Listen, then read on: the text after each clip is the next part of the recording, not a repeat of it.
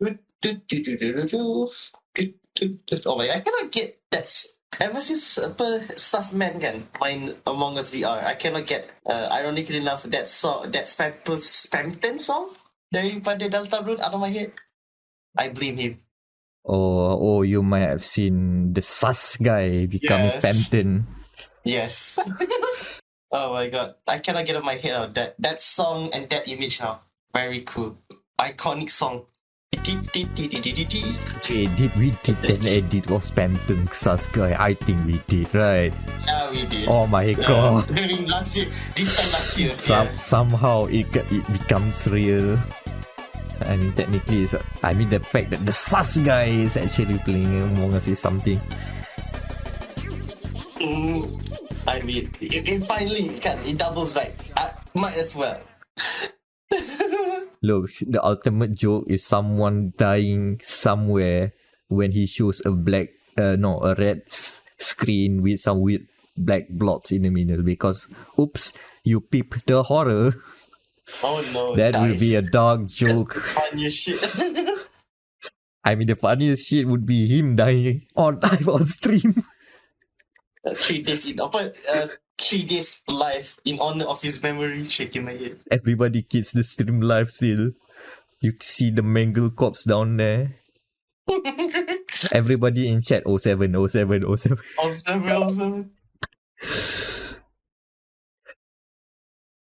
my god. What a waste. Susman will live on even in our dreams, even though he's still alive. Have you seen the other sus guy?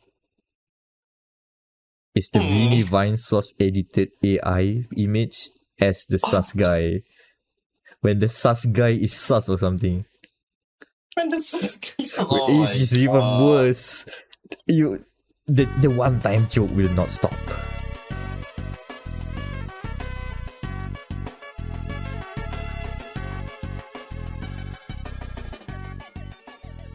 Oh boy. What a way to start our sussy podcast. I don't know. Susman himself.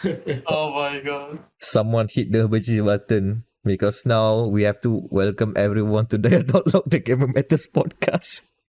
Oh boy. What episode are we in now, man? Episode 122. Yeah. Recorded on the 12th of November. I wish we can say 11, but nah, we were occupied being single, sadly. As singles, we have to make sure people who are not being singles anymore are celebrated. Yes, true. Don't know. Understandably, everyone wants to marry yesterday, so because of circumstances as well. Like you can't have your reception next week because there are other things happening in Malaysia that time. So things have to pop up yesterday, so it's fine. Anyway, video games. But first, the panel. Introducing the panel, we have Danial over there. On the other side is Anan. So, and I am Amirul Mekronos Ashraf. And yes, we have played video games, a lot of video games. Oh no. Maybe a bit too much. I've been playing only one game. but it is too much as well, I'm not gonna lie. I've been playing this Persona maybe a bit too much. Persona 5. I stopped and I'm having kind of withdrawal right now. Oh so I don't know. I mean, I did 100 hours. Oh, what? Already? Wow. I already hit 100 hours. Oh, God. And I still haven't gone through Maruki's palace yet. Oh, yeah. That's the new one, yeah? Yeah, that's the new one. Yeah. I haven't gone to his palace yet. Right now, the Depth of Mementos. So, in the Persona 5, the vanilla one, that's the final palace, basically. So, yeah, final boss. So, not yet. Haven't reached that yet. So, and I have another, I don't know, 30-40 hours. 30-40 hours, yep. Yeah. Because the royal punya tu kan. Yes, exactly. So what have you been playing? So should I go then talk about Zibu bug game? Or Jigglypuff game? Depends Oh. on depends on how you interpret that. Okay, so I think I've told, because we've been meeting up, me and Meck, together for events and all, and I've shown him that I've been playing Nikke, this game about soldiers and commanders and robots. Not robots, androids. Yeah, that's a good word. Ooh. Android status. Not that is it penis atau butt or cake? That's the question here. Mac, boobas or cake?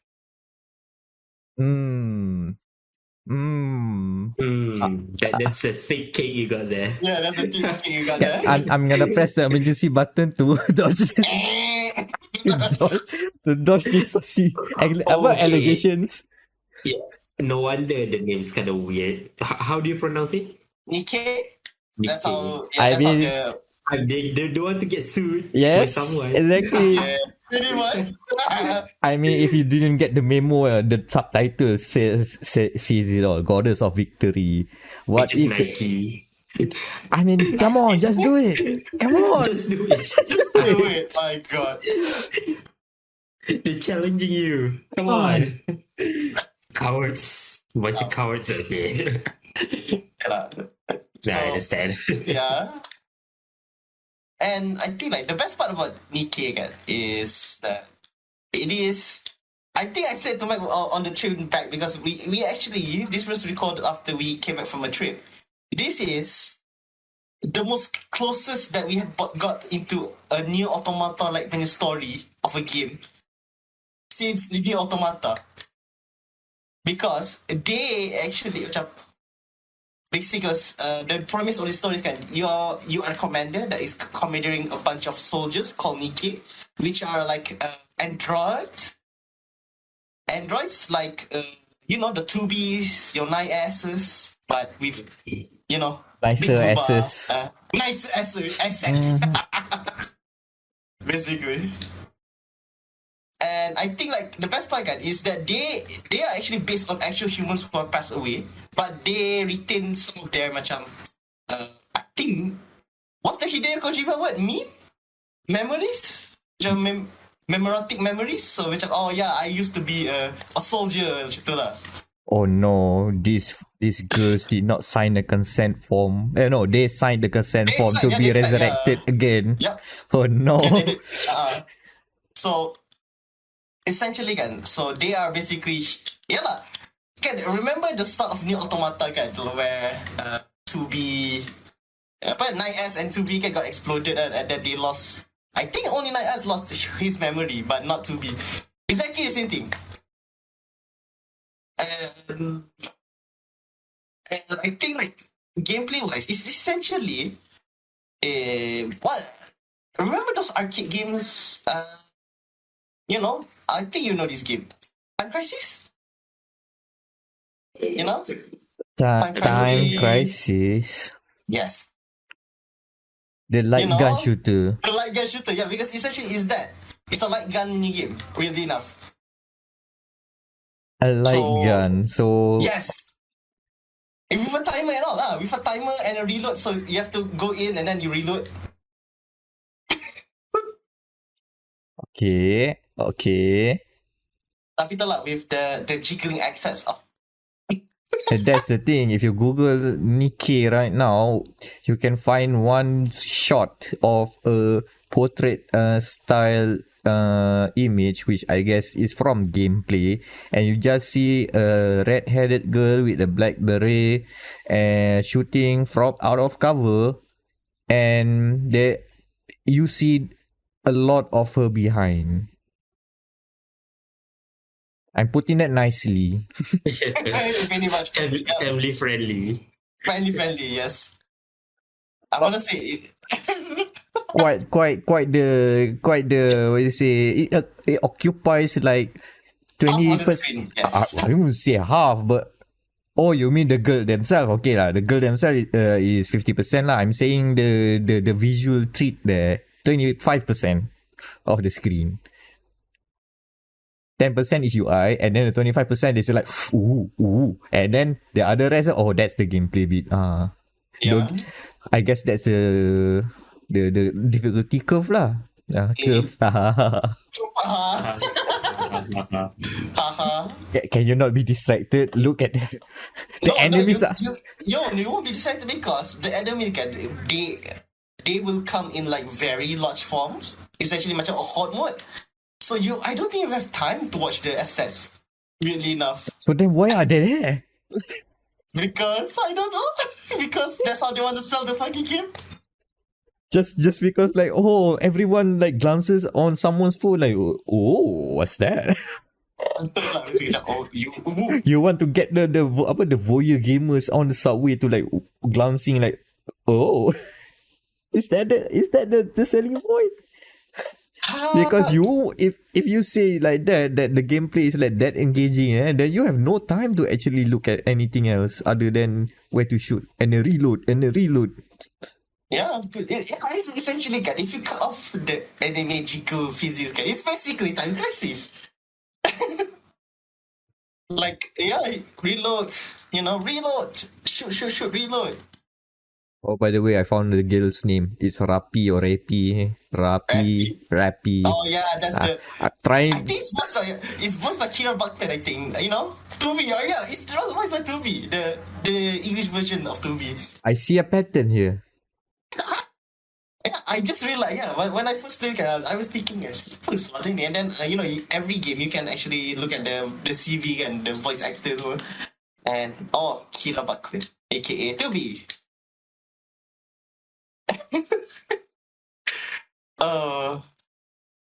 I guess that's one way to gauge the masses. We have Tubi. She voices an emotionless but very serious girl, and her assets are humongous. I see. Very very soca woman. Oh my god. Okay, any questions you want to ask? Wait, I think I know. Never mind. I just want to know one more thing. The rate, the SSR rate, I think they recently baru naikkan so that it is more fairer. Because when I started, I only have like no SR at all. So now I get like, I just saw Meck would vouch for me because I literally got a SSR as we were having lunch. I've heard that you have way too many snipers. Is that a bad thing? I don't know, but it's just something I remember. I don't know. I do not know the archetypes here.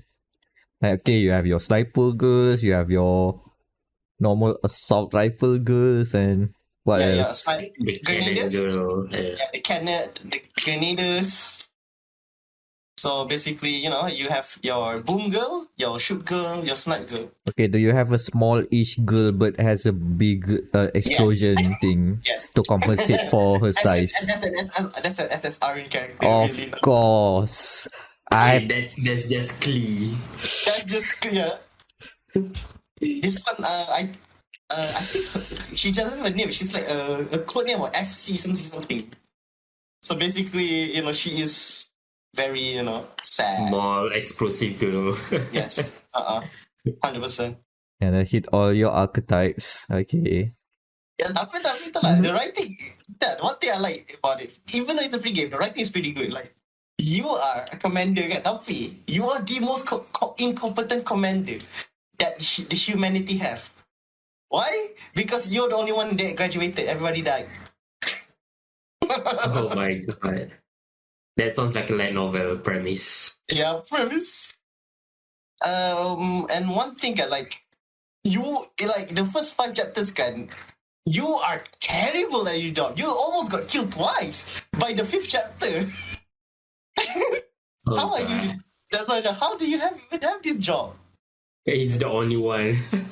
yeah, pretty much. I think the plot line is basically besides that, I think you're the only one that I guess can just do the job because you're the only one there. Okay, I see. Oh man. That should appeal to a certain target demographic. Yeah. A Mhm. specific kind of interest. Yeah. These people are getting these developers are getting advanced. They know their market. Yeah, they know their market. They know they have files, portfolios, They have, like, graphs, Graphs, PowerPoints. the graphs.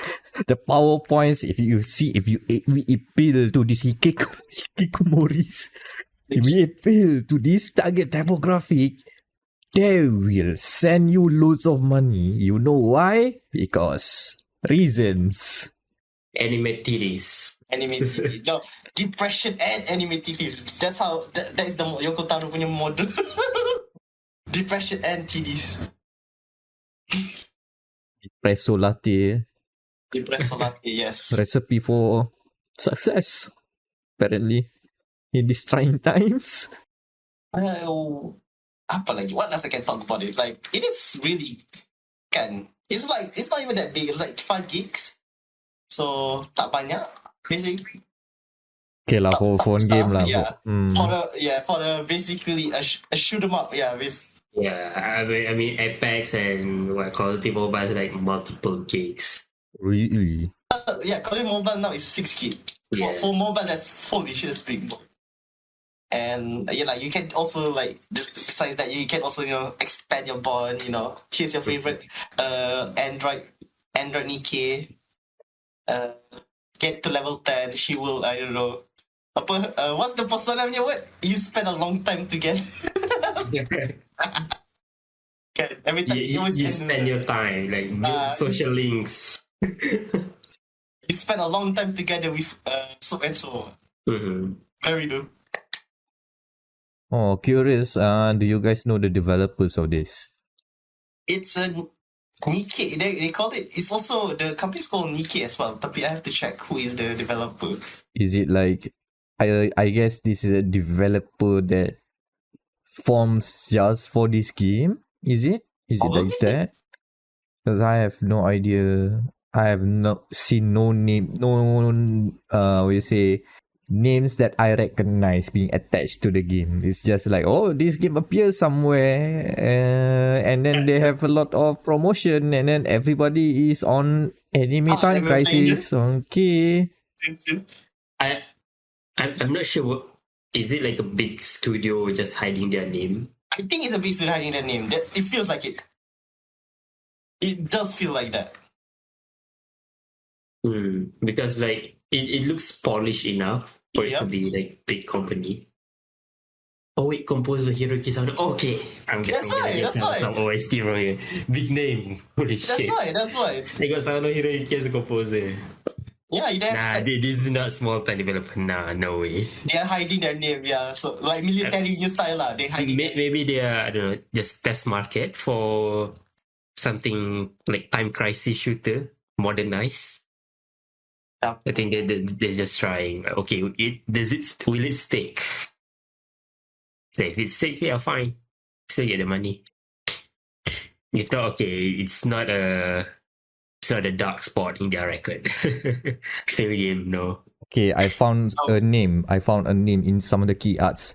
I'm see the name Proxima Beta Private Limited, and then the first thing I googled, it leads to Android ads by Level Infinite. And you know what's in Level Infinite? Goddess of Victory Nikke, PUBG Mobile, Tower of Fantasy. This is Tencent money, This is big. Tencent. Yeah, this is fucking Tencent. This yeah. is Tencent. Tencent money. That's why they don't put their name out there, because it's Tencent. I mean, Yeah. That explains a lot. Instantly, what is Proxima Beta?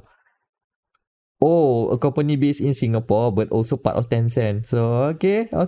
That's why. They are not hiding too much, but it just you have to dig in a bit deeper. No. I see Level Infinite. Okay, now I know. There you go. That's Tencent for you. Well, Tencent for you, but to them, they want more than 10 look at cents. this, look at this. Billions. This new company called Nikke, Third Strike, something like that, kan? Isn't it? Clever. I see. Clever. Macam military lah. They have like how many shadow companies? Exactly. No. No, This has an implication saying that Tencent is a military company, so that's not something I want to hear today. Isn't that just Metal Gear Solid video? Once again. Shell company is in the big shell. The shell company in the big shell, yes. So yeah, so that's Nikke, Nike again. Nikke. Nike the game. Nike the game. Yeah, give it a try. It's actually nice because they receive like $10 million, so they're giving away, like literally giving away SSR now. 10 cent money. 10 cent money. Oh, no wonder they can just spend all those big cash. Yeah. Just 10 cents to them. 10 cents. 10 cents, fine, spend. It's just 10 cents to them. You want to be your voice actor? Sure. Yes, you can. Essentially, like, yeah. You want Hiroaki Sawado, right? Yeah. As your composer? Yeah, can. Okay, I think their like investment model is like this. If it profits 10 times their investment, they'll take it. So you invest 10 cents, you get $1. Yeah. Wow. Actually, it makes sense. Wow.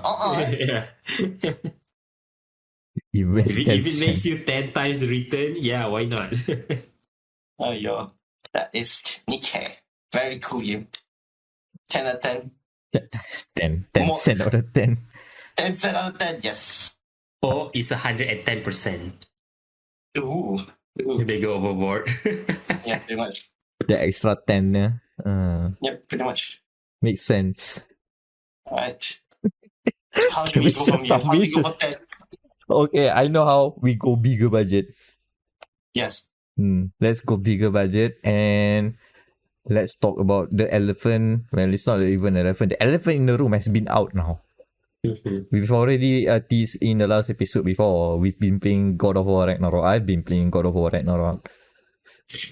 And now, finally, you are now allowed to hear my thoughts. That was right around near the end of the game. Now, this is you listen to the voices of the dia.log crew in the past today. Yeah. But at that time, voices from the past. That sounds ominous. The voices of the past, they remain.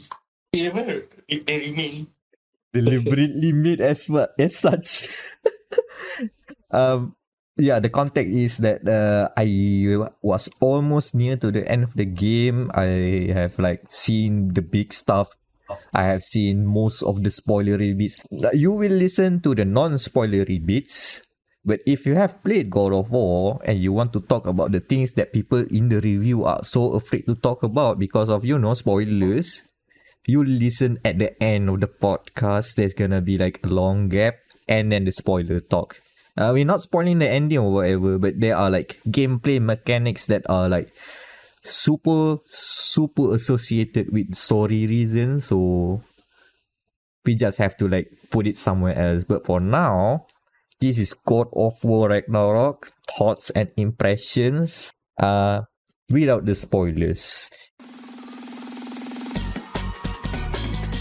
Hello and thank you for joining us for our part 1 of our God of War Ragnarok talk. This part will be talking about the intricacies of the latest release by Studio Santa Monica. And I guess out of all of us three, only Meck has played the game. So, Meck, what is this game? It's so weird to be in this weird time slot of you. The late night. No, it's the time slot of we are talking it right now, but you're gonna hear it very later. Yep.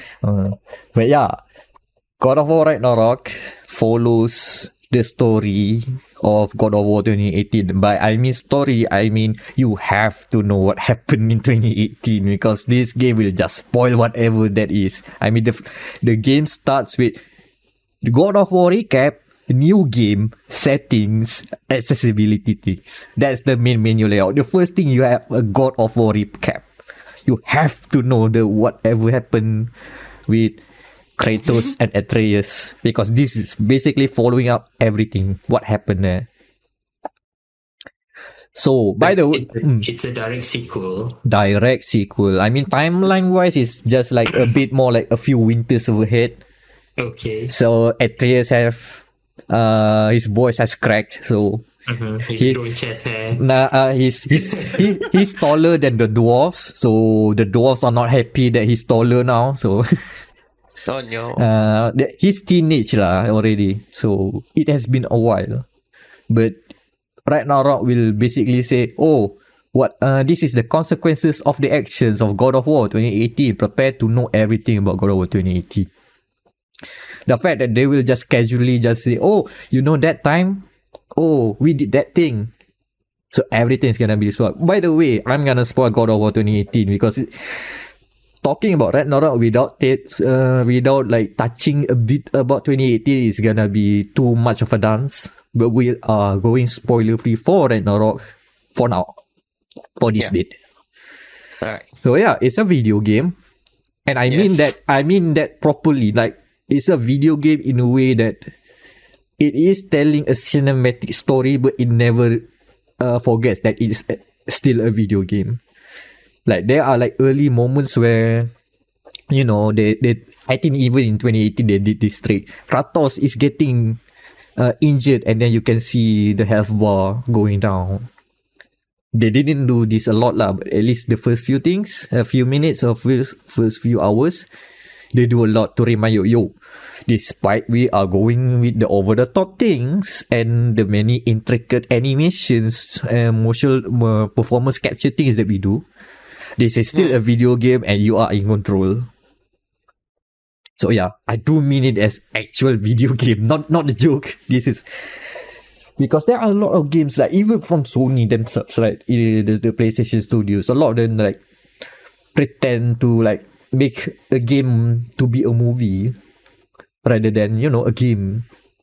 But the cutaways, with the cutaway stuff and the cinematic pulled back, and then now you're playing the game. Even here, the way it integrates the cinematic things and the gameplay aspects is just like, it feels cohesive. It feels you are not like, if you are a capital G gamer who likes gameplay, right? You are not offended when people when things are happening that are just cinematic stuff. So that's actually a high praise. So yeah. Ragnarok. What else do you guys want to know? Okay. I guess since we're playing on the amplifier, yeah. So how's the visual upgrade? How the visual upgrade from, let's say, the 2014 version, not 2018 version. Sorry. Okay, I haven't tested this on PS4. Mental note. Maybe we have addendum for this later. I tried this on PS5. I've mostly played on performance mode. And from my naked eye, this is more than 30 FPS most of the time. So 40 to 60 lah, let's say that. And you can see some bits where the game looks less sharp than usual. Where you can see Kratos' armor is not that... It's shiny but a bit blurry. But then when the cutscenes comes in and then suddenly, higher res textures. Hello. Oh, look at the pores of the skin. And then gameplay starts again. Oh, not clear again. But the trade-off of like the game having like a little bit of like blurriness here and there for a very fluid above 30 FPS is good enough. I don't know how did I play this game, the 2018 game with 30 FPS back then. I know you will eventually just feel comfortable with it, but the way that the game is so action packed, and you have to know the combat is very much character action style combat, and the combat will test you in a lot of ways. some of them will, if you try to do like the optional combat challenges, you will find yourself in a very difficult situation more often than not. If there is a difficulty slider, you can turn it down, but if you just even play on normal, you prepare to be challenged. This game is not holding back. Okay. Alright. Next on the list, I guess you can say, what about the pacing? How does the game flows? Does it flows as smooth as the original? Immaculate. The pacing is still one of the best things that I've seen in a video game. It's up there with God of War 2018. The fact that I revel in the small moments is already something, because I usually like when there's a cutscene, I just zone off. Like I literally pull up a phone and just like, oh, they are talking. Okay, you can talk. I won't bother seeing people talking. But there are just moments where there is no dialogue. You just see the emotions of the performance capture, and it does like helps communicate the motivations of the characters. You can feel the sadness in Kratos' eyes in some moments, which is fun. You know how like people joke about, oh, you see Doom guy keep on shooting around, but have you ever asked if Doom guy is always okay? Like if he like after the game ends, the credit rolls, do you ever see him like lying into the bed,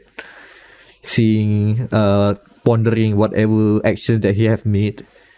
So God of War Ragnarok does a lot of things like that. You will see Kratos getting sad for various reasons, and there are also like light-hearted moments that actually like break the tension. I might have like sit around at the screen for at least 5 minutes just to see people eating.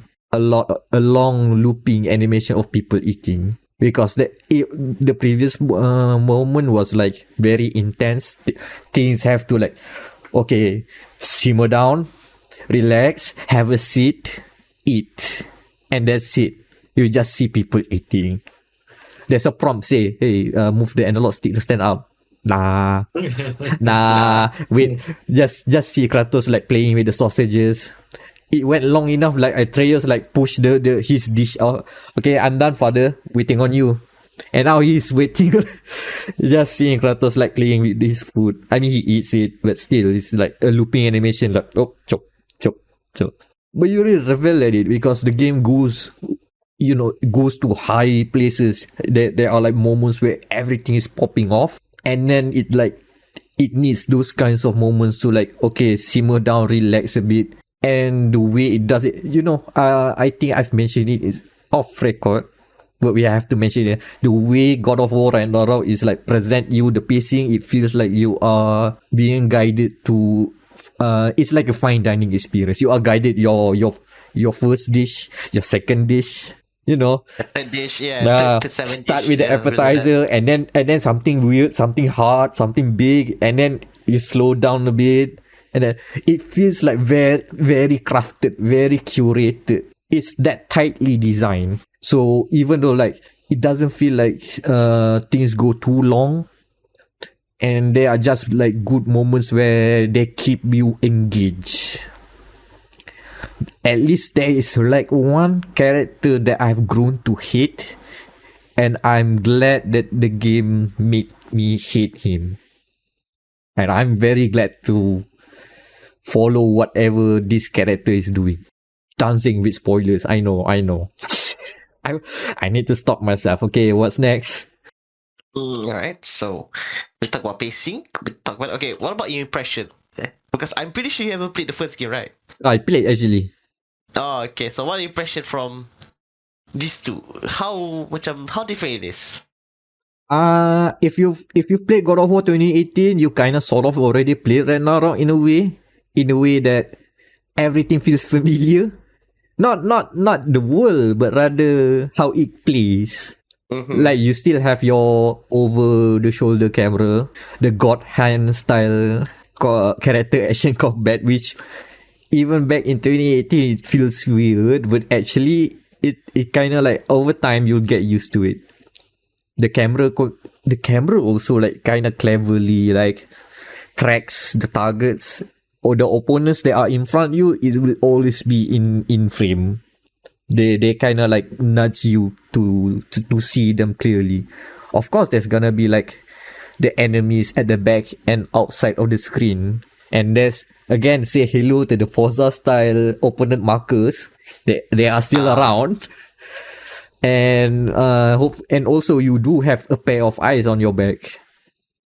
Mimir is the talking head that you have, literally at the back of you. So he'll always call out, "Brother, at the back, brother, to your left, brother." Which is actually a good litigation because you can't see from behind. So now you have your radar, your talking radar behind you. So basically, you have your opponent markers a la Forza, and you have a talking head warning you, and also you have sound cues from the enemies themselves. So there are a lot of things to like mitigate the limitedness of your view, and it's a build. But then again, that yes, I can say that. So you start off the game with both the weapons. Yes, again, I've spoiled 2018 for you. You got your axe, you got your blades. So there is like good game things that they kind of like juice it up in a way that when you use the blades of chaos, the blades are actually attack at a large range. So you need to see a larger amount of the part of the screen to use. So the camera kind of like zooms out just a tiny bit when you equip the blades. It's a thing in 2018, but in Ragnarok it's much more noticeable. And then if you use the axe, of course the camera becomes a little bit tight again. Combat's fun. Combat, as mentioned, is challenging. The RPG bit is still like satisfying in a way. Because there is a gear system in God of War. There are loot. Well, not randomized loot, but there are like specific loot with stats. Okay. Like you can have you can build your Kratos to have high strength or high defense or weirdly enough high luck.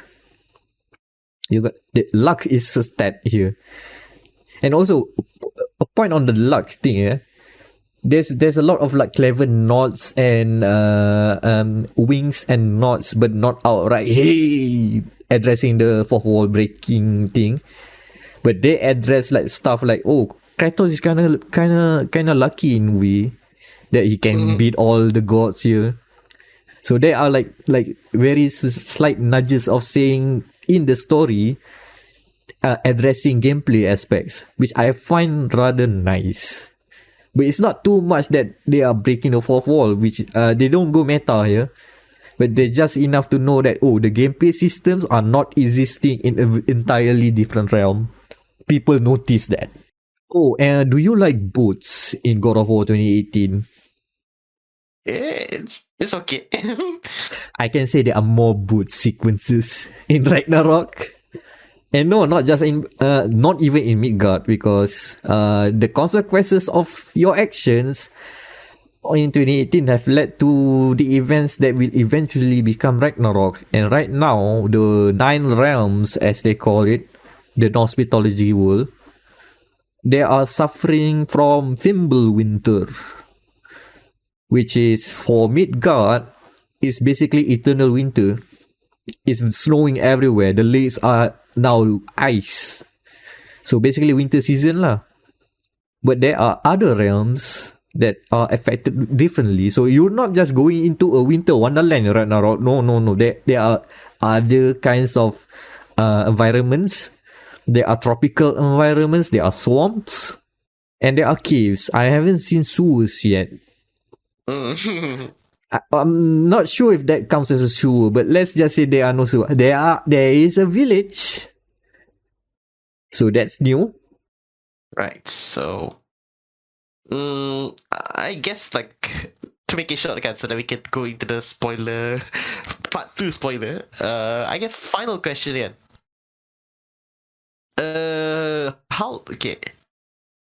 Do you recommend this to people who have never played this game? These series are basically, even though they had warn you like many times. You have to watch the recaps. You have to play the first game. Is it good for a newcomer? If you're not bothering in playing God of War 2018 and just want to jump into Ragnarok, by all means. Like the thing is that the story beats will not leave you confused at what's happening in the moment. So at the moment you always know, okay, what are you guys running for? Because the main synopsis of Ragnarok is vague for very specific reasons. Because even at the start of the story, Kratos and Atreus kind of like don't know what they're gonna do with Ragnarok. So what now? What do? And to discuss that further involves spoilers. But if you have no knowledge of God of War 2018, I think even just watching the recap and hearing people in the game describe the events of that past game through hearsay and whatnot, I think is enough to get you enough context on what's going on right now. Although I would say if you are not familiar with the Norse mythology, there are a lot of moments of optional lore dumping. Again, the both sections. They were just like, hey, Freya, are you with the Valkyries? Wait, who's Freya again? The Valkyries? And then there are like even more deeper cuts, like who built the wall surrounding Asgard? Some of them are kind of plot relevant or plot adjacent. Some of them are like, if you don't know your Norse mythology, you're gonna like be lost in the lore. Like so many things being said here. You just gonna be like Kratos and just say, hold. We'll not talk no further. If you think that you don't even want to bother playing 2018, go straight to Ragnarok, I think it's fine. But if you have played God of War 2018 and it's fresh in your mind, and also if you have been playing God of War since the PS2 days, there's a lot of callbacks to those. Kratos finally opens up. In his younger days back in ancient Greece. Kratos, you did what? Yeah. Lot of Kratos grunting, by the way, as expected. Funnily enough, some of the subtitles just say grunts, but sometimes menacingly grunts. Sometimes there are like those kind of captions. The grunting has very specific emotions. So thank you subtitles. Approving grunt. Approving grunt. I think there is. Maybe, but it's along the lines. It's along that lines. But if you are going into God of War Ragnarok, you are not playing an open world game. I should mention that. You are playing a very well crafted single player experience that will give you some form of very linear gameplay, which is tightly paced, but then will let you off the leash to go explore the world with fun.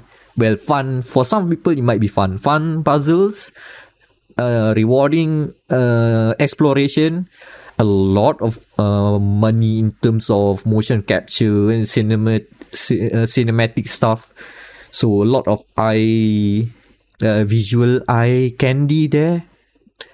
Audio also very good. So, it's the ideal AAA game for most people. This is what you want. And again, I have to stress, this is not playing like an open world game. It's more like the worlds feels like more like hubs rather than open world. So you won't just be wasting your time trying to get X amount of things and finish X amount of quests. But yeah, God of War Ragnarok, easy. One of the best games of the year, I guess. Expect to see this game in our top 30 list. I can guarantee that. Definitely. It's definitely there. And I'm not even a big fan of God of War, but I do enjoy what they've made here. It's a very fantastically crafted game. Again, I'm using the word crafted here with intent. It feels like that. It feels like the designers of all the aspects of the game really sit together, talk about it, talk about how to design this game, and tightly, like, there's no I do not want to say this game is fully polished. I'm playing it pre-release build. There are a bit of a jank here and there, should be ironed out by the release time, maybe in the post-launch patch. But fundamentally, the game feels polished. Right. So I think that's it for the not spoiler part of this edition. So yeah, that's God of War Ragnarok. Yeah, true. That's not Now that the game's out, it's interesting to see. Like, for us at the time, at least for me also, I was pretty impressed with it. Apparently the reviews are very raving about that game. I mean, it's a competent game. It is from everyone. It is it's what you expect from Studio Santa Monica. Like, this is the bar, and you have made it past it with flying colors. Well, maybe some people seeing that they haven't drastically changed the game like before, so they're just doing okay by comparison, which is also fair critique, but I'm not saying that. What else? Okay, my question then. What else can you put in a game? I'd like to see you try. Okay, you know what else you want to put in the game? Listen to the spoiler later, you'll know. Exactly. Because without the spoiler bit, the game feels like God of War 2018, but longer in a way. Because all the stuff that you like about that game is there still. What else? I've also seen people the normal players who are not journalists found the game maybe not to their liking, which is totally fine. I've heard complaints about the game dragging too long, or the adventure bits is like too drag out, which is, fair enough if you like your games to like action, explosions every time, right? But that's not that game. The God of War Ragnarok tells you when you can have your extra portions and when you have to like sit down, follow the plan, find dining menu. Here we have your first course, the second course later. Now you go to the main course, and then you want to take a break? Go take a break. You do your side quest if you want. We will let you know. You can go to the Dairy Queen if you want. Exactly that. Yeah, that's the side. The Dairy Queen is over there next door, and then after you have your field, come back here, and then we continue the course at your call. The game explicitly tells you, not explicitly tell you to go to Dairy Queen, but in the same form like that. We have a gap here. If you want to go grab some ice cream and Sunday, whatever, go. Yeah, and you know what? We've already said this before somewhere, I don't know, but this is on record lah. It is really like a fine dining experience. Like, people who are in the business, in this case, the game journalists, right? They really like being wine and dine in this way, like having the experience very much tailored, very much curated, polished. Food critic, that's like a food critic. It applies, like, food critics like this kind of stuff. But exactly. But if you give to the general public who does not are not indulge, appreciate, and also not into the culture of food, and then you look at the fine dining experience and you say, apa ni, why the portions were small? I can go KFC, got back more chicken for quarter price. I don't think you say that when we went to that event again. And the portions are questionable. Yeah. There was a God of War launch event, God of War Ragnarok launch event in Malaysia, and the media gets treated to it's literally also a fine dining thing. You know, the small cups of thing, and then they put like small inti. It is like fine dining portion now, like I think of it. Oh, is it like a finger food? They just serve finger food. Yes. You just take like 3 or 4 of them on a plate. Some of them are very fancy, like crackers with prawns, something like that. Some of them I have meatballs with, or some. I think the one I remember is that one. It's like a pie crust, but inside there's like cold mushroom soup or something. No, potato. Yeah, potato. And then there is a big mushroom inside there. It tastes so good, but it's very small portion lah. And then, came home hungry. Yeah, like Yeah, it do be like that. Like it's a good thing. Like I made Maggie after that because goddamn, that was not a lot. Yeah, I also cook something afterwards. But yeah, that besides the point is that if you don't like fine dining experiences, God of War Ragnarok might not be appealing to you, which is totally fine. You can ignore the reviews. You are basically the player who wants to spend money and play the game. Find game you like lah. Like So now you like Call of Duty? Yeah, play it. You like Horizon? Yeah. Horizon. yeah, Horizon is open buffet in comparison. You like the trash fire that is Babylon's 4? Before it dies, mine lah right now, before it dies in January. I might judge you, but don't let me stop you from playing. I would judge you, of course, but no, do not stop playing. Yep. Go play play. Babylon's Fall and then play Oh, Forspoken. no, hold on. Let's not call that one again yet. No. Not yet. The verdict is not out yet. Not yet. Hope I really hope Forspoken does well. Just for reasons. Let's not talk about that. Let's just say for reasons. Let's not jinx it. Let's Queenies have some victories. Again, girl boss. We need a girl boss win, please. One, at least one. Yeah. At least for the culture. Anyway, God of War Ragnarok, pretty good game. Like if you compare our score, don't compare our score. Our score terrible. I don't give 10s on principle. Whoa. I don't give 10s, so that's the highest score I could give. Wow, don't give 10s, Shaky. It's more than 9, which is high praise by my standards. So, but if you compare with all the 10 out of 10, our score would like the ones that dragging them to whatever number Metacritic is at 94, 95, whatever lah. Hey, God of War Ragnarok. Probably top 3 this year, but that's all I'm gonna say for now. We'll have that talk later. The bridge will be crossed. We should be crossed. Inshallah, we will cross that. And I will be waiting when people like use weird macro and screenshots for memes. There's a lot of potential for memes there. I've already seen a meme. What's the one? The one where it's the one where he was running. It took too many doors, and then pasal lagu the Aerosmith song. You need to share with me for that one. I'll share you later after the episode. That was like funny. I cannot remember that context, but yeah. It's the remake of that one video of Kratos falling in the first game, in the first ever game, the PS2 one. But they remade it for 2022. Okay. Good job. Oh my god. Hey, at least the memers knows, okay, we need to remake this exact picture.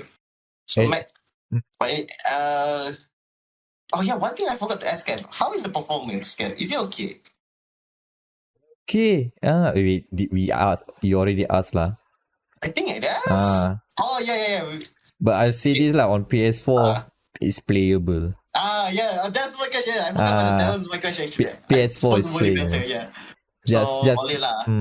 Just ignore the jet engine. It's like that even in 2018. Yeah. Last of Us Part 2 pun sama juga. I can confirm when I play that it was about to take off. His flight was 7:30 and he's late. But since this is an action game, man, God of War Ragnarok is one of those games that if you can have a PS5 when it is available, go for it. Like, just for the 60 FPS. Yeah. It feels so buttery. It feels so good looking at the action with just a much higher frame rate. So that's about it lah. That's God of War. And is that the news? And besides your 100 hours in Persona? I mean, nothing. That's all the game that I played. Understandable. Yeah, I mean, like my music mood right now is Persona and Gundam. Jazz. Is it fusion jazz now? Yeah, just fusion. Yeah. I mean, I have always listen to like some jazz, but right now it's like pretty strong. And also I search for covers of Persona soundtracks. And yeah, other than Persona, the Gundam G-Witch, right? So I mean, also Gundam is also jazz. I Yeah. was in Gundam any song mood right now. So Yeah, Gundam, yeah, pretty good. Yeah, that is also very. The video soundtrack is pretty banging. yeah, very good. I mean, the story is hype. Don't get me wrong. Okay, to the news. To the news. Okay, so we have I think 2 on the agenda. One of which is anger. Both actually, ironically, both of them is anger. The first one is quite anger. So which one is it? Is it a rich kind of anger or? Disappointed, like a disappointed parent, like Kratos during the first game, the 2018 game. Okay, so Electronic Arts has finally cancelled Project Cars. Essentially, everyone's they're moving them into. I don't know what they're moving now. It is what it is, baby. The EA access swung. It's only a matter of time for slightly mad studios to die for real. Like I kid you not. Daddy, where are we going, Daddy? Is it the picture again? Mm-hmm. It's just the inevitable lead to the slaughterhouse. It looks like. I don't see them keeping SMS anytime soon. No, with this one. No, I did like moving to Chesterfield, so on Need for Speed. I won't be surprised because like a lot of the Codemasters team have been like regurgitated into Criterion, which really needs stuff now that they are handling Need for Speed. And then like what else under Codemasters that they bought before? Great is okay, I guess. Yeah, good sales if to have 2 DLCs. I mean, that means that it's more DLC than a certain Dirt 5. Yeah, it's doing fine by that metric lah. And I guess like the only thing I don't like is that they were working on the 4th game before getting cancelled. And I don't know. That's it lah. We'll never see the return to simulator after the arcade third game. Yeah, they took a wrong turn. I mean, yeah, they saw that it fails and like, okay, just gonna cut our losses and move on.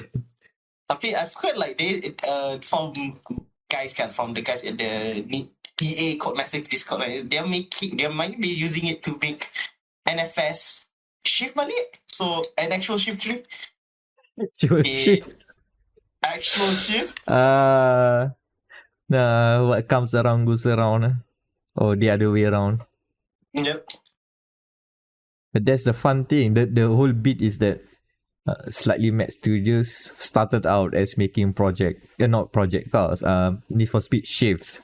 The first full sim, technically not really a sim, but full sim Need for Speed. And then they went Shift 2.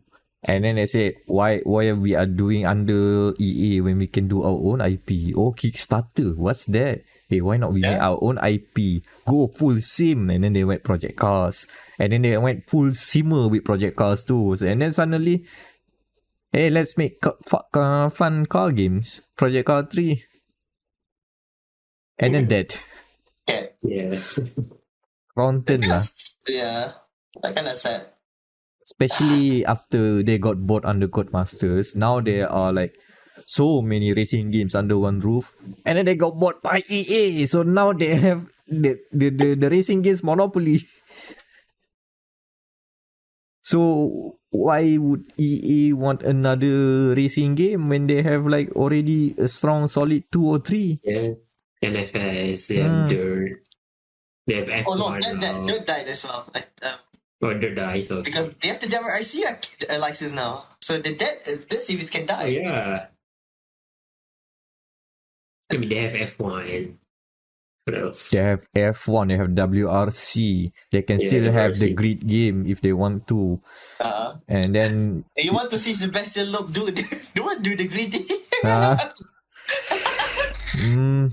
And then you have Need for Speed. I think Oh. that's all they need. Yeah. They've got- Sim check. Ah. Arcade check. Yeah, that too. Yeah. And then licensed sports title, they have 2. Yes. Ah. They So- were saying a point. They have all the big money racing niches. Oh my god. I mean, Unless you count a family friendly arcade card game. That one they don't have yet. F1 time to play F1 Racista, baby. I don't know. They want to. They could. I mean, do you not want to see who's the current F1 oh my god, I Max forgot. Verstappen. You want to see Max Verstappen? Verstappen. as a kawaii as a kawaii Kawaii chibi model. driver. Why not? Heck, go full kawaii, turn them all into anime goods. No. Oh no.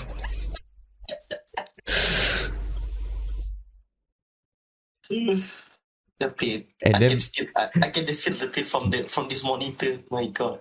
And the F1 circus gets even more confused when everybody why are they bringing anime girls? We are selling that as a video. What?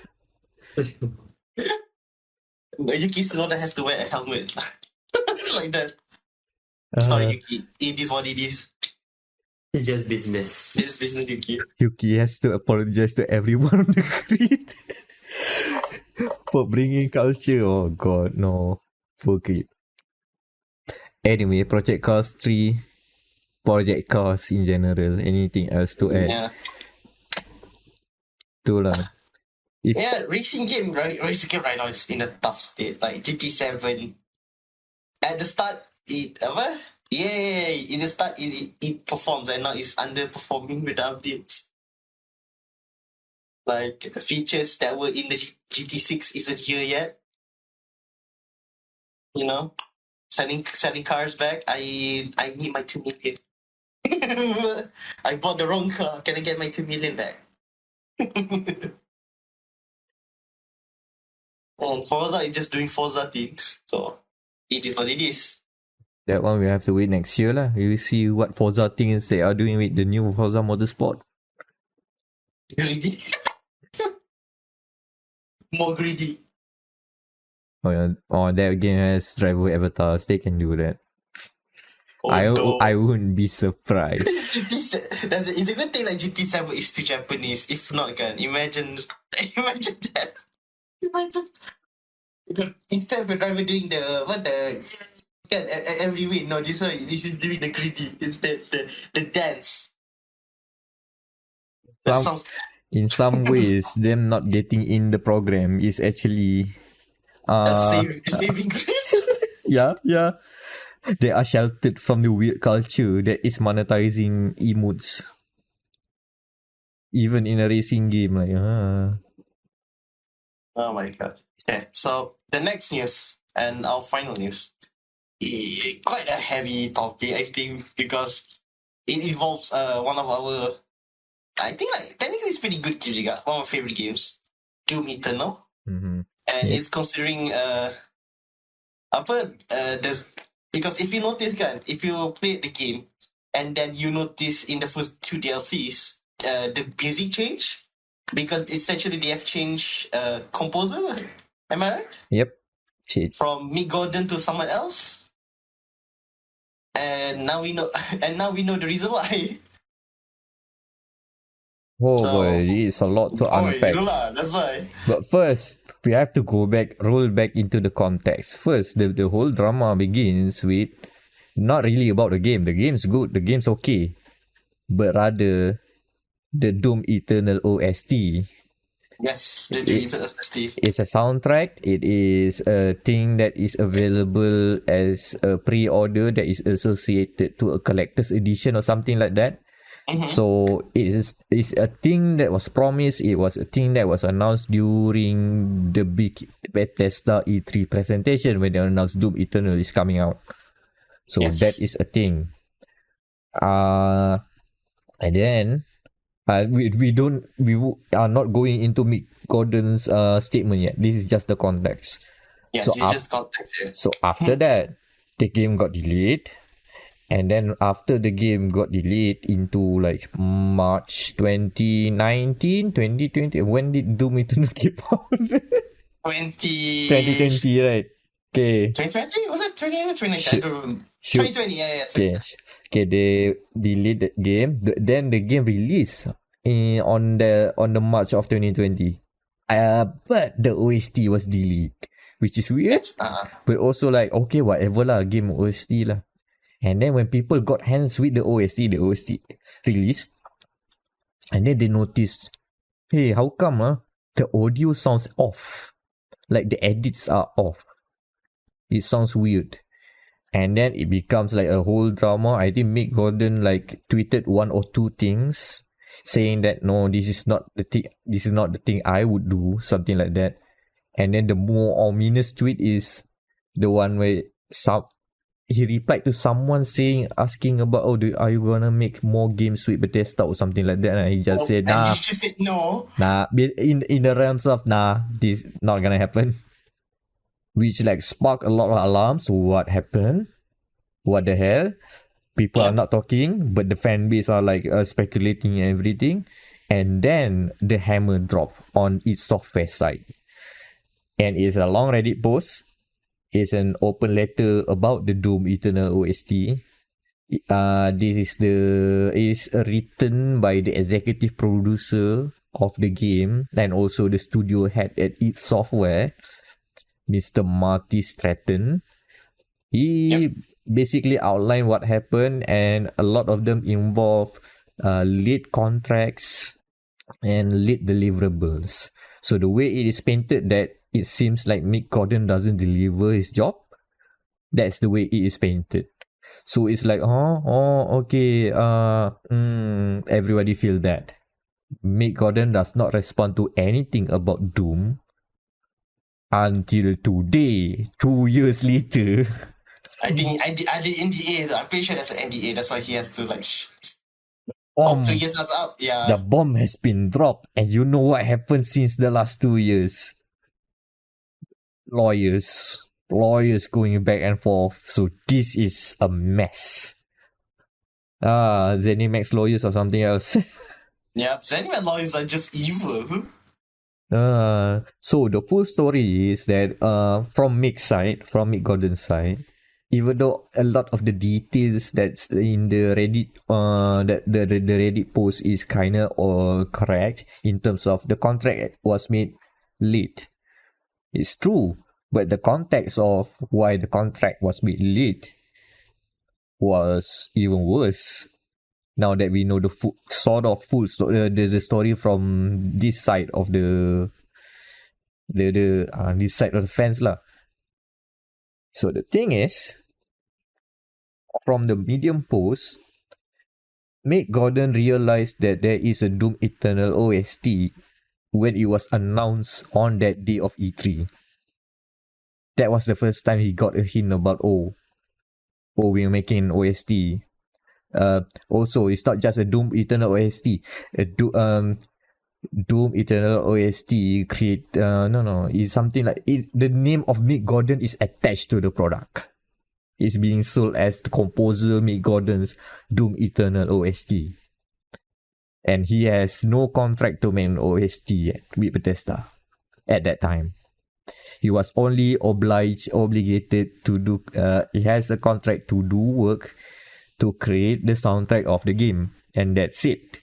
When discussed about it, and then when that announcement comes through, he talked to the people at id Software, specifically to the producer. Why not we get a contract now and do and get the matter done with? The contract didn't came. It's being set aside because it is being considered a distraction toward the making the full game. And I believe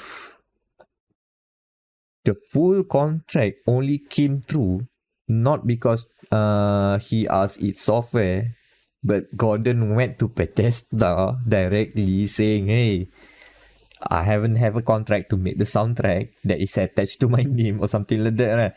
Why not we discuss? And then they discuss, and then finally they got the contract, which is like just few days before the release of Doom Eternal. few days before the release. We need to say Yeah, like what the fuck? And then they had the goal to say like, oh, you're lead, mate. What the fuck? he couldn't start work because Exactly. and there is a reason, because he got duped before. He had work done with Bethesda on an OST. No contract was set because he has trust with Bethesda. And then the deal didn't came through. The OST was cancelled, and now he was left unpaid. From that, lesson learned. So he won't start work until he has a contract. There is legal binding where he must deliver a product, and he will be paid after that. Speaking of paid after that, do you know how from the statement of Mick Gordon, the way he has been working on the Doom Eternal soundtrack is quite hellish. Yeah, I can see that. You see how he's supposed to like deliver deliverables like every 2 weeks or every 4 weeks, something like that, a very short turnaround. And this work has to be done while the game is still in very early development. Like assets hasn't been like confirmed yet. Sometimes he just have only like block things to work with, and then figure out, okay, now design a soundtrack for this level. What level do you have? Just design lah. Just compose. Most of the stuff have been rejected as expected, because he only gets paid for things that are like have been stamped for approval. Something like, okay, we like this assets, we'll use it, we'll pay you by the minute. And as you can expect, when games are still early in development, and then when the games comes to a near completion, the soundtrack doesn't match what the developers wanted. Like, yo, can you redo that one, please? One level, please, thank you. No time was added. He has to like still have to like follow the schedule of like the 2 weeks or 4 weeks of having to send a new game. So he basically have to crunch every day. 20 hour a day. 20 hour a day. Especially during the week, there is even a holiday where he basically have to work through. Rough working environment.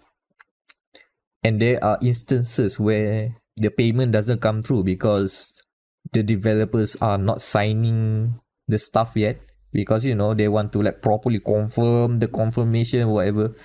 So basically he went to like a span of 9 months and then a 11-month span where he was not paid at all. They wait very late to like approve everything and then pay them lump sum. Not a happy work environment, I should say. Oh no, it's not.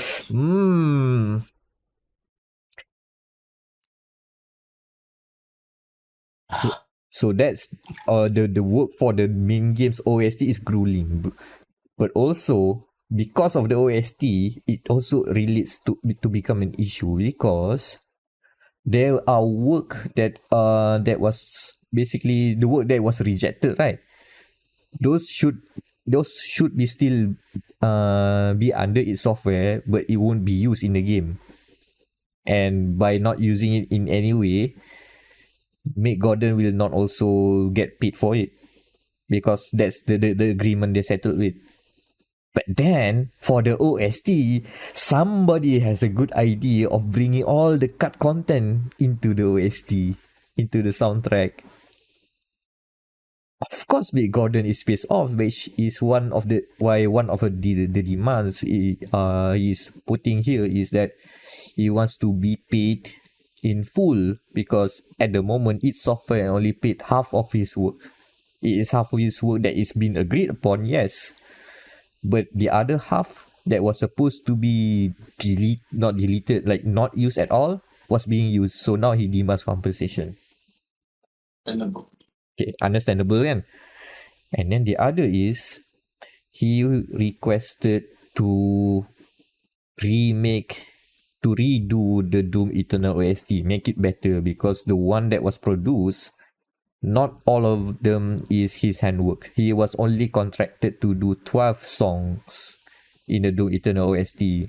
The release has like more than 12, I think 40 or something. All of them terrible, except the 12.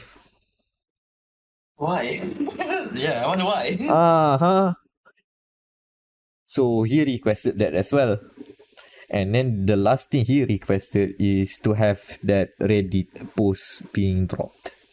Because, you know, that statement really like pins Mick Gordon's reputation into... tarnish his reputation, so to speak. So yeah, he has a lot of things to say, but not at id Software in general, just that one guy, that producer, because that one producer has been like having lawyered up. The lawyers talked to Mick Gordon's lawyers. Then there was attempts at suing Mick Gordon, which then becomes an attempt to like settle out of court, which then get delayed. 2 years later. We are here. Man, this is a roller coaster of a story, and I don't think that I'm telling every inch of detail there. There is a 1 hour read of a Medium post where you can scour through all the details, and like, oh boy, that's an eye opener on how contract work in the video games industry can be at its worst. Yep. It's not pretty at all. Always does not. I mean, contract work on a lot of things kind of open for abuse. But yeah, video games especially has been kind of dark. The worst part is you if you think about it, all of the new Doom games and the 2 Doom games have mostly been associated as Mick Gordon as the composer. His name is the marketing material. And then we look behind the scenes. Oh, this is how they treat their star power. Ugh. That's fine. Back to the. Ugh. Kind of sad though. Yeah, like kind of sad. Like the game's fine, but it makes me feel like I don't want to play the game anymore. Itulah, it's already the reputation has been ripped and teared until it is done. Like, man, like I would like to see how Bethesda somehow resolve this, if there is any way to resolve this. But for now, I think Mick Gordon can move forward and be not associated with Doom, and hopefully find any other good FPS to make a score. I think he's doing Atomic Heart. Yeah. That soundtrack. And also that one game that was announced either in the Game Awards or the Summer Game Fest. It's published by Raw Fury. I cannot remember the name. It's like one word or something. Refuse or whatever. That's also something he's been composing. So at least he still has work, which is nice. I hope it's better working conditions. I think by the time we can just Atomic Heart kan getting delayed 2-3 years. Yeah, I think much better. Itulah, what a shame lah. It happened to be a drama thing. But at least it takes time. He doesn't like he didn't like after the Reddit post and then start like fire back and whatever. He really took his time to really put on a proper defense. In his words, this is a statement of defense rather than an attack. And as such, if you hear this and you are angry, you don't rip and tear the people who work at id Software. just that one producer if you need to. But also please keep it like respectful lah.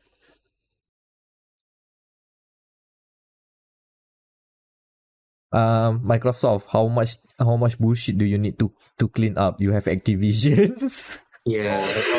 You The have... Activision itself, yeah, the Activision is already a mess. Trademark.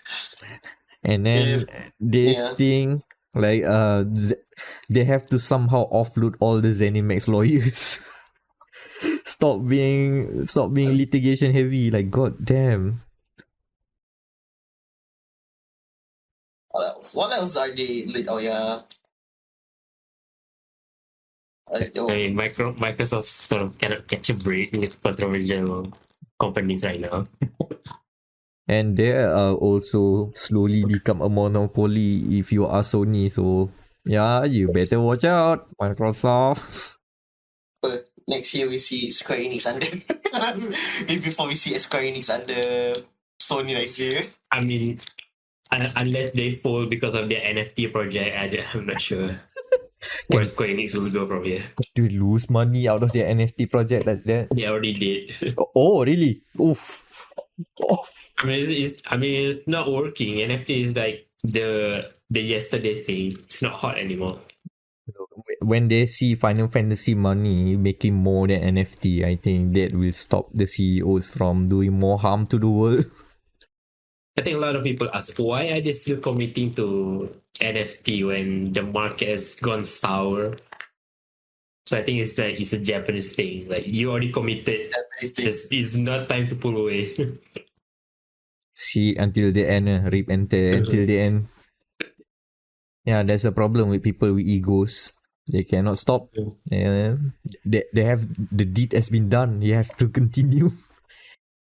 You don't want to waste all the you don't want to waste all of this spent effort doing stuff.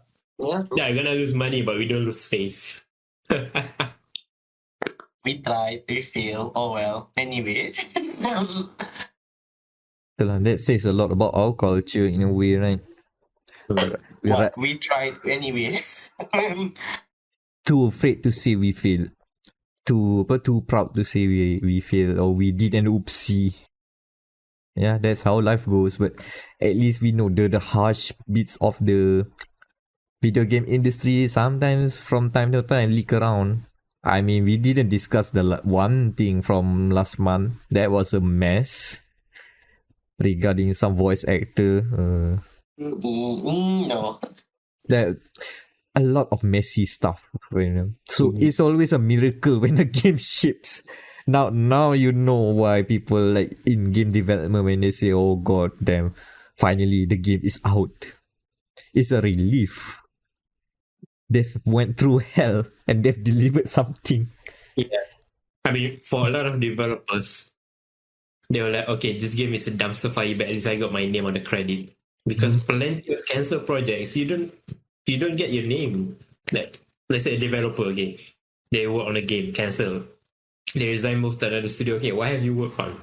I mean, I cannot say because under NDA, the game's cancelled. Yeah. Right? So a ship game is at least a positive point for developers. Even though it's I work on Babylon's 4. I worked on. Maybe it's a dumpster fire, it's controversial. They got the credit. They got their workshop. I work on Fallout 76. It doesn't matter. Okay, you make games. Doesn't matter. Well, you make games. Good. Okay, go. Welcome to whatever. I wish there was another story that can like at least lift up the mood. It is kind of gloomy 2 weeks. Kind of gloomy. At least it's not really. It's not a jolly. Run up to Christmas. It's not the fun news cycle. Let's say that. Because there's nothing new to announce. Yeah. Okay. Speaking of something new, we hit 11 years of Skyrim. Oh 11. Yeah. This is the 11th. I mean, that's an old game. Wait, no. Getting released somewhere. Oh, it's coming to PS Plus Extra. Yeah, oh my god, another release. Another way to experience Skyrim again. No, it's not enough. You get Skyrim for free on Xbox. No, PlayStation has to as well.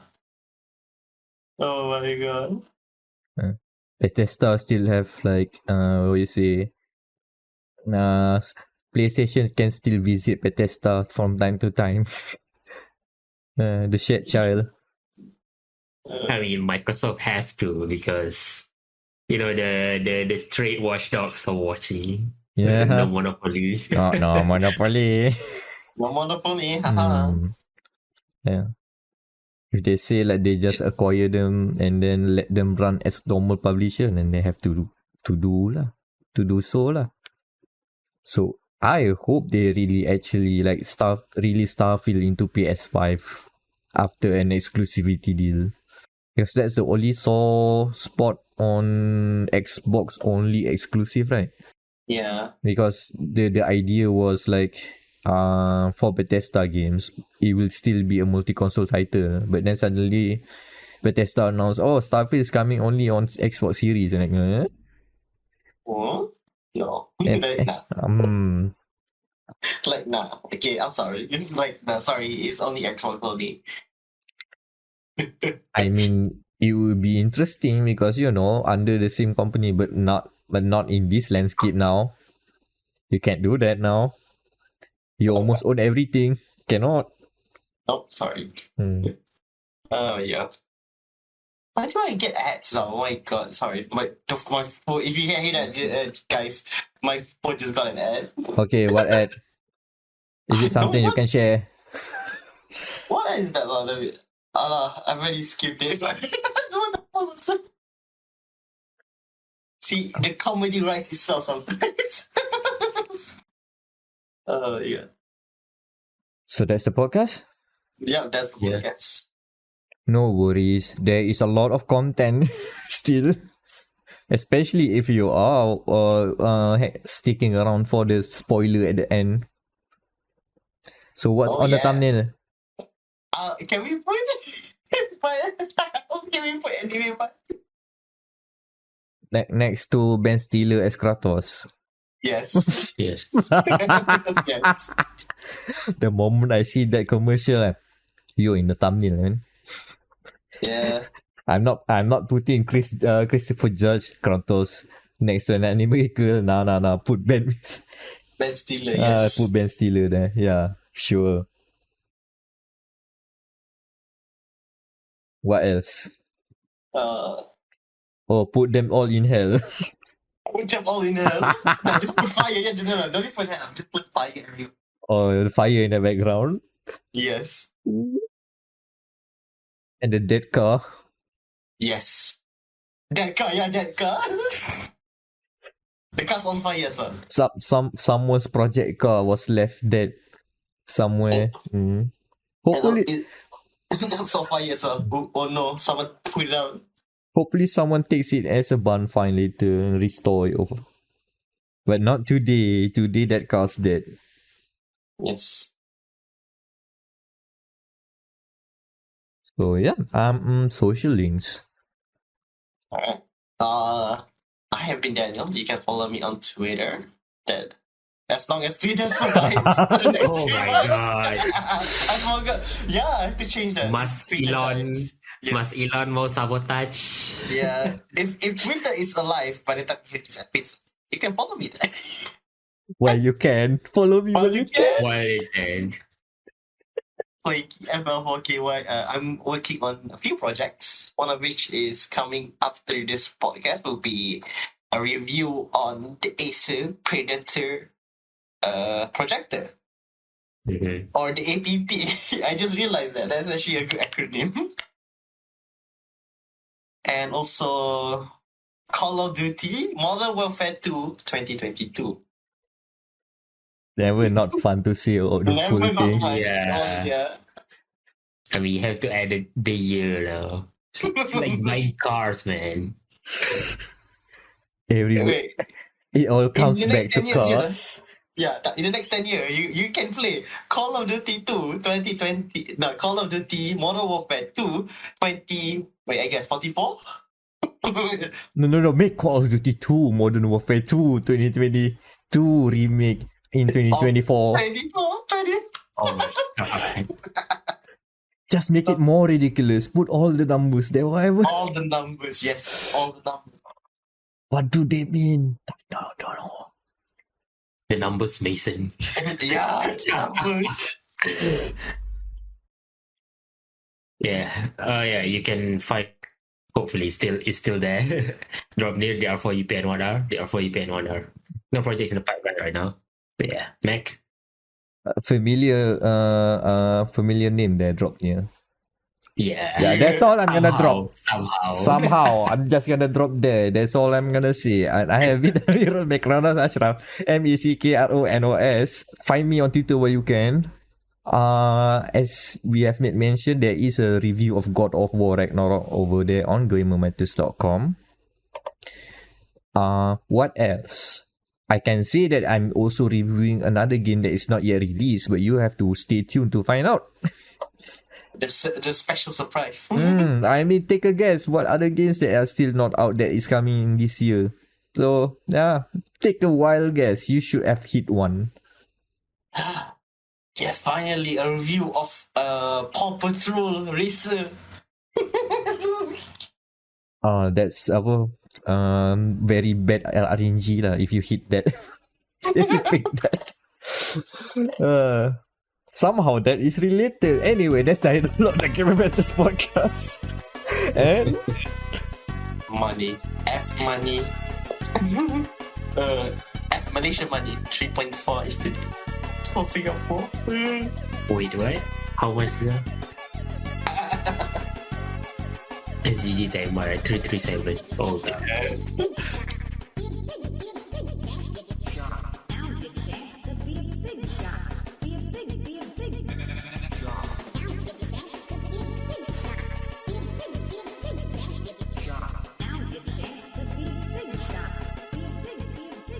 okay, now that everybody that wants to play God of War Ragnarok has left the room, and now we welcome people who have played God of War Ragnarok into the room.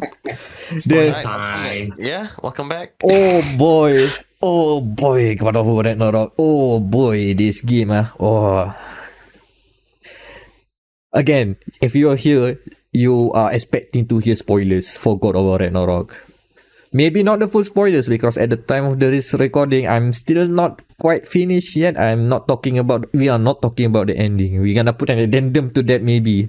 But for now, just the parts that are spoilery, but it is part of you'll see in the first 30 hours of gameplay.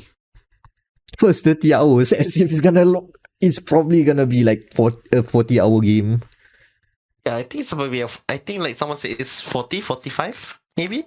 30 hours is the fact that this game can go further than 30 hours, and I'm still like on trial and wanting to know where it goes is already a big praise.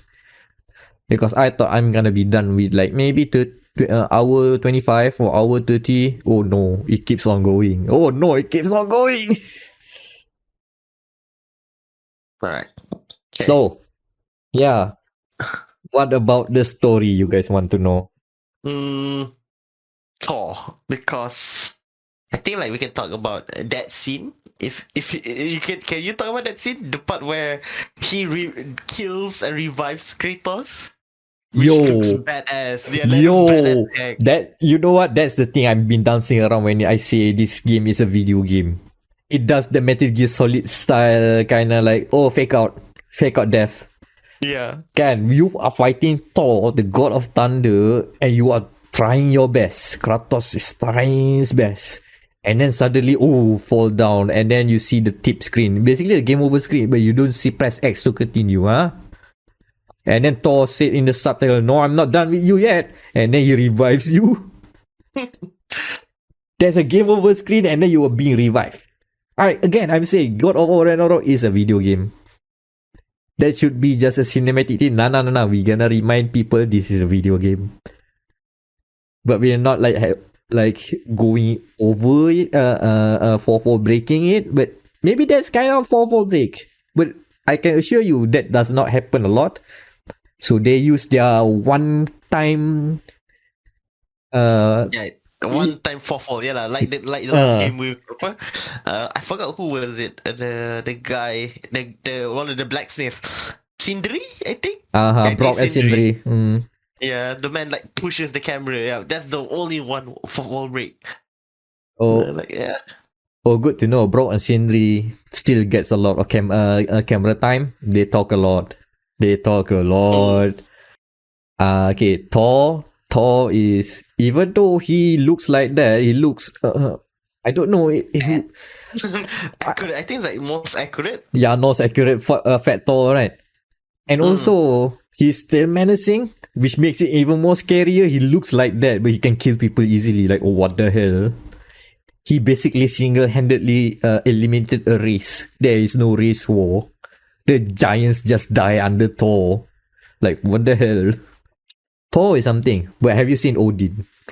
Ooh, I've seen the concept art lah, tapi I haven't seen him in the flesh. I don't know if the story trailer have showed him, but Odin, God. No. Only in the concept art. Only in the concept art. My God, that's how they Odin. got it, yeah. No, the fun thing about God of War Ragnarok, or even the God of War series starting 2018, right? They play a lot to your expectations, because you kind of like hear in 2018 you kind of hear the things about Thor, about Odin, the legends about them. I think the whole bit is that when you are with Kratos and Atreus and Mimir, the whole thing that you know about Odin is that Odin is not to be trusted. He's deceitful. He's a liar. He's a power-obsessed megalomaniac or something like that, right? And then you just beat him, and his demeanor is feeling like a New Yorker top one, a New Yorker grandpa. It's just like, come on, we got a deal here. Look, I'm not a bad guy here.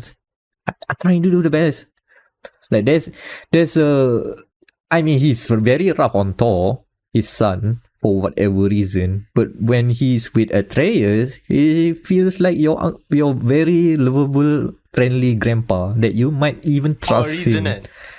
Yeah, for a good reason. Is it a good or bad reason? I'm pretty sure that feels funny. From what I've seen, Odin has like never like trying to be I'm the bad guy after all. He never does that trick yet. He keeps saying that, look, like the first thing you meet Thor, you meet Odin, is that they both visit Kratos' house. Oh, what a callback. And literally the first thing Odin came to the house, and he proposed this thing. I don't want Ragnarok. How about we propose a truce? You don't kill any more gods, and we peace out. We Gucci. Then he doesn't say it like that lah. He say it in a more fatherly way, grandfatherly way lah. But the key takeaway is that we are proposing peace.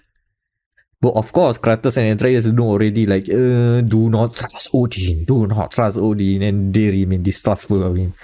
But the way he keeps on showing up on screen, I cannot not love him.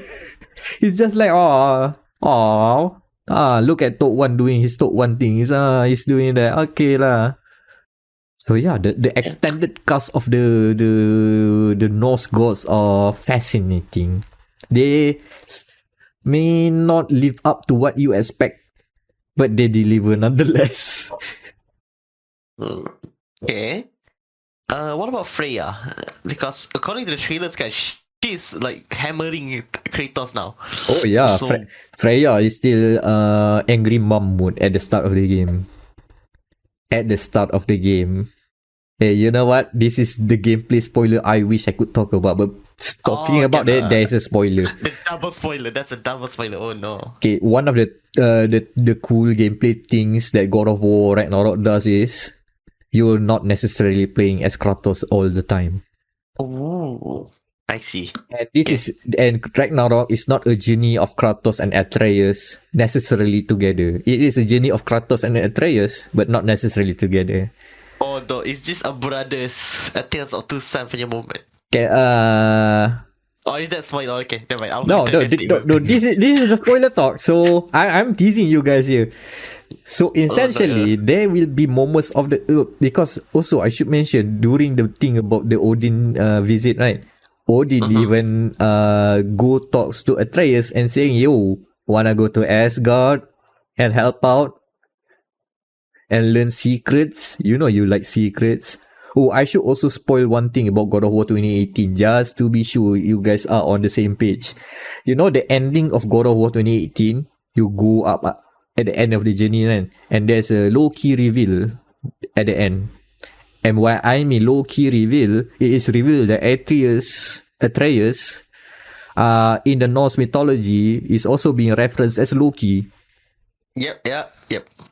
the trickster god, or maybe. So I think at the end of that game, I keep on thinking, how will the next game follow up and making Atreus be this sort of, maybe some sort of manifestation of the Loki we heard from other places. He might be a bit mischief. He also doesn't talk straight most of the sometimes. And you know what? In Ragnarok, you kind of see that a bit. Oh, he has to keep secrets, huh? To the point that Kratos is annoyed. And also, yes, you do get to visit to Asgard. Atreus went there and go team up with Thor. Thor and Loki. What a pair. Yeah, just a small teenage guy and the hunk that is Thor. Like, I should also mention the God of War Ragnarok likes to play with skill. Like, okay, you see Atreus and Kratos are very different skills, right? And Kratos himself is also already intimidating. And then you see the Norse gods. They tower Kratos. They are taller. There are like specific scenes where you see like, oh, this is a small timid character, and then he stands up, he overshadows Kratos. Of course. Good camera work, by the way. Oh, so yeah, but so that's the thing. There are moments where Kratos separate ways with Atreus, and yes, Atreus is playable. You do get to control him. Nice. And Kratos and Atreus separately, they will have different companions. So you have your companion button, right? The square kan, to call in.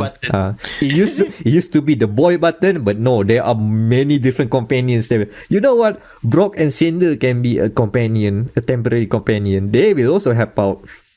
Yeah, the dwarf brothers, the Huldren, the brothers.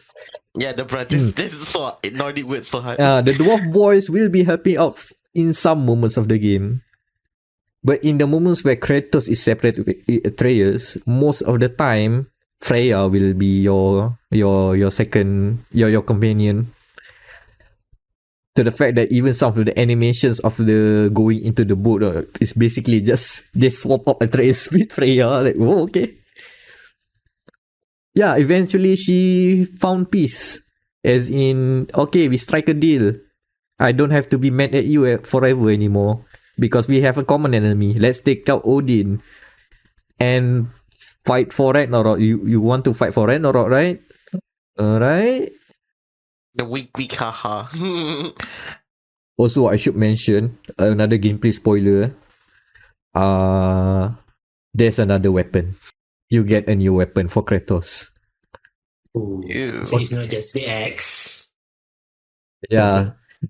You have the frost axe. You have the fire blades. And okay, take a guess. Just. A gun, yes. A gun. Oh, I wish. But you know what? Is it the hammer? Not a hammer. But you know what? Gun is kind of like close because this is something that you can throw at range.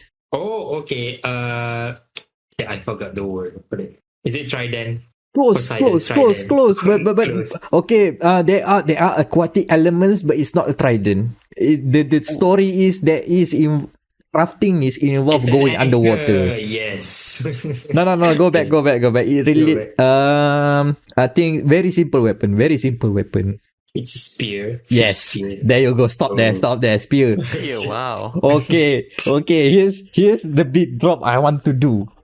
The name of that spear is the Dropnir spear. Oh, the Dropnir spear. That's the thing. When I see it, God damn, Anan is in God of War. But if I remember, Dropnir is a type of chain. Yeah. Okay. Do you know more about the legend of that is Dropnir? Okay. No. Okay, it's a chain, right? Yeah. It also likes to multiply itself. If we live. Okay, now think. No, a chain. It's a ring. Yeah. Okay, ring. Yes. It's a ring. It likes to multiply itself into 8, I believe. Yeah. And you know what? How about Kratos? Because there's no room at the back there for Kratos to put a weapon, right? He puts on a ring that will manifest into a spear on call. Oh, nice. Ooh. And because of the nature of Dropnir, right? You can throw spears for like maybe 5 or 6 of them, and it will just reappear. So basically, like a gun, you just throw and then another one, like a TDO gun from Borderlands, I guess. You throw and then one pops up. Oh, you throw one more, you pops one more. I mean, it fits the name because it multiplies itself. So the gameplay trick is that you can actually throw something straight, because you know the axe you can throw, but it curves down to an angle very fast. If there's a drop off, what you call it, when you throw An something, yeah, it's an arc. I mean, It's a ballistic weapon. so basically, you know the side things where you have to like throw the axe into the ravens flying around, and it usually is frustrating to aim, right? Wait until you get the spear. Now you can actually just aim straight. It shoots straight. For the most part, I think it drops off anyway, but it has a longer range. Also, you can throw them, like 5 or 6 of them, they will attach, and then you can manually detonate them. Ooh. So yeah, the spear is actually a fascinating addition to Kratos' arsenal. It's like in between the blades and the axe. In terms of it's kind of have range. It is very good at stunning people. It's not good at raw damage, but if you keep throwing them with the spear, eventually they eventually die lah. You have the power of a gun, and not really. Yeah, the drop near spear. That's an interesting weapon to have. Yeah. I think like I want to play this as well, so I don't have any more questions besides those two. But one more thing. What can you reveal? One more thing before we end this one. I think that's the big drop, I guess. Oh yeah, probably. Yeah, that's Because true. If not, it will go into contract bondage again. Kan? No. I think the time we post this, we are probably okay with talking about spoilers. But the thing is, I do not know what to spoil anymore. Yeah, I think that's a good way to end it. I think because there are I guess if you want some more spoilers, you can expect a lot of dramatic moments where Kratos and Atreus argue, which is really not a spoiler, but they reconcile. There will be sweet moments where look at them talking and understanding each other. They finally figure it out. Yeah, there are sweet moments. But I'm looking forward to see, again, the addendum with me address this. I'm looking forward to see how it ends, because one of the threads of Ragnarok is, the whole bit about falling prophecy. The lingering thread that this when you play God of War 2018 is that, Kratos will die? It is etched that he in the what you say, in the rocks there, there are imagery of him dying of death. Dying of death? But Atreus didn't see that. Now. Oh yeah, I cannot remember. Yeah. And then expect something to happen to Atreus when he knows the full story. But Kratos didn't know that he knows, so everybody is like not sure what they know, and then Odin knows something more than these guys know. So yeah, a lot of like those kinds of plot thickens moments. But yeah, God of War Ragnarok will be interesting. Again, mind the lore dumps, but if you just follow the thread of the story, it kind of feels like an RPG kind of story, like a JRPG kind of story, because you don't really have a full overarching plot or because you literally have to stop from time to time at the safe house. Okay, now what we do? Where are we now? Right now, how are we gonna do this? What are we gonna do? And then everybody figure it out. Okay, move on to the story, and then come back. So now what? There's a lot. Speaking of JRPGs, okay, I do get to reveal one more thing. There's an airship. Ooh. Okay lah, maybe I'm exaggerating things. But there's a boat, but the boat flies. Okay. So I cannot not think of airship. I'm not sure. Airship usually have like a balloon on top. It's like a blimp. But I guess a flying boat is not. Again, I think if you know your Norse stuff, you probably figure out. I cannot pronounce or remember the name of that flying boat, but it is a thing. A reference. Oh, one last thing. A lot of different deaths. You will learn the very different archetype of deaths when you're playing God of War Ragnarok. Like Thor is a dead. Odin is a dead. Kratos, of course, is dead. So yeah, for whatever reason, God of War Ragnarok is a story about family. Yes. The Vin Diesel, come on. Vin Diesel Triple A gaming. Let's go. It's family.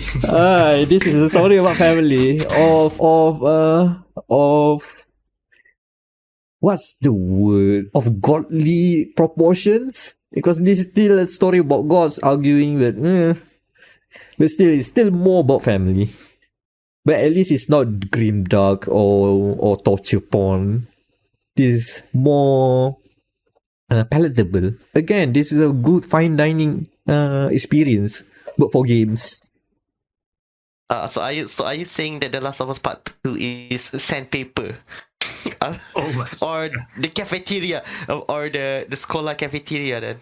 It's more like the niche, not niche.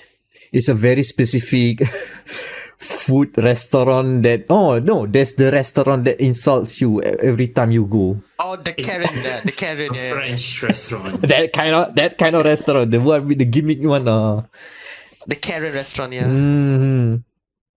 But yeah, even though I do not know the full story, I'm still enjoying God of War Ragnarok. I'm hoping other people who we are getting this game will enjoy this game. And if you're already enjoying this game, like hell yeah, say hell yeah. with just one L, hell yeah, like Helheim kind of hell yeah.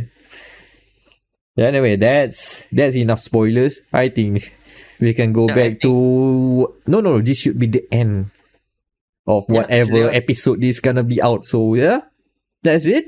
You can go now. Alright. Go play God of War Ragnarok, I guess.